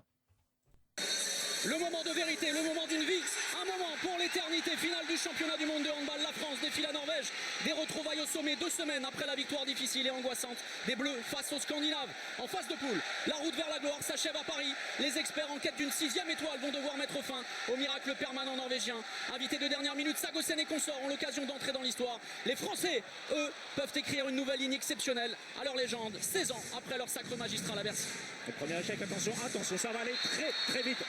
Le bras élevé, la menace du refus de jeu côté norvégien. Oui, qui sont beaucoup plus des manières de ballon. La solution trouvée. En tenir à distance les Norvégiens, contenir leur jeu rapide. Björte Murol de retour, Sagosen, le temps fort. qui cherche son pivot. Et derrière, l'avantage de plus de premier break dans cette partie, dans cette finale en faveur de la Norvège. Compliqué. Cette première partie de finale pour les Français. Mené de 2 buts. Avec la sortie de Murol sur Yago avec Sagosen. Il doit gagner son premier duel. Oh là là, le tir lasso d'Espagny Hansen entre les bras de Thierry Omeyer. Et la décision est irrévocable. Thierry Omeyer va sur le banc remplacé par Vincent Gérard. Si on peut dire, Lucas Ballot et Quentin Mahé pour justement utiliser la largeur du terrain. Valentin Porte prenant cette position derrière droit. Allez Daniel, ça passe. On pense avec le dépassement en secteur. Daniel Narcisse, le premier temps fort sur l'engagement rapide. Attention à la solution avec Tanguy et le dribble. Oh là là, ça joue beaucoup trop rapidement. Les Français n'y arrivent pas.